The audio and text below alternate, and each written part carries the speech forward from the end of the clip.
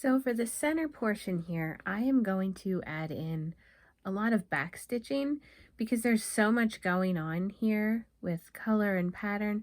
I want a simple stitch that will emphasize some of the designs but also not take away from them. So I'm going to be using a gray, this gray, and I'm going to start right here. I'm picking just a random spot to get started. If you have a lot of applique, your needle might struggle a little bit to get through some of the layers, but you'll get used to working with that. So I'm bringing my needle up, and then I'm taking it down here. I'm just making a small stitch. Your stitch sizes can vary.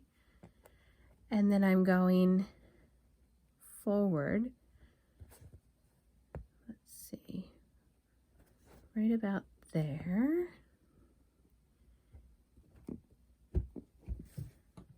And I'm going to take my needle back to meet that stitch. I'm not going into the same hole, but I'm taking it really close to that hole. Oops, I have a little knot there. There we go. So then I'm going to bring my needle up. You'll also start to figure out the distance that you want to go from working underneath the hoop. It just kind of comes to you after a while. So it might feel weird at first to try and determine your stitch length, but just keep working at it and it's going to start feeling more natural.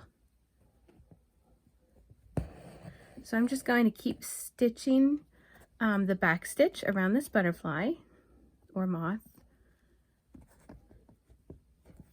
And I'll show you how to add beads to a back stitch next. Okay, so I've finished up the back stitch around this. You'll notice I left a small border of just fabric around the back stitch because this is a cut fabric. If I stitched too close to this edge, it would want to start to fray. So I leave a little border.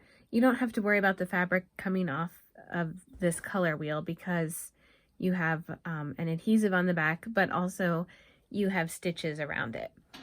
So I'm going to add some beads to this section right here. Technically, I guess this wouldn't be a back stitch, it would be more of a straight stitch, but I always refer to it when I'm adding beads, and I've just done a back stitch. So I'm bringing my thread up here. I have 2 beads on the needle, and I kind of forget about them once they're on the needle because all I need to do is bring my needle down, just like when you were back stitching.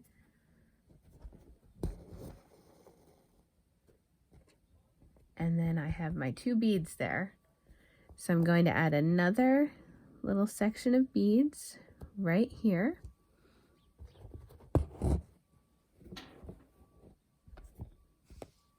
Oops, my thread is caught. Okay, I'm going to add 3 beads here. 1, 2, 3. Get them on my needle. Then once they're on your needle, you don't really need to think about them. You just put the needle down in the right spot. And then my last 2 beads I'm going to put over here.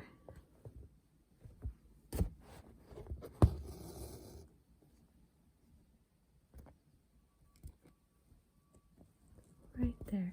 Now, when you've added beads, so say this is the last of the stitches that I'm going to add. I'm going to flip over the hoop and secure my thread the way I always do. However, when you have beads, it's a good idea to add a small knot on the back of your stitches just to reassure yourself if it ever comes undone, if a thread comes loose, your beads aren't going to fly off. So when I'm stitching with beads, I generally do add a knot on the back of my stitches. So here is my moth all stitched up.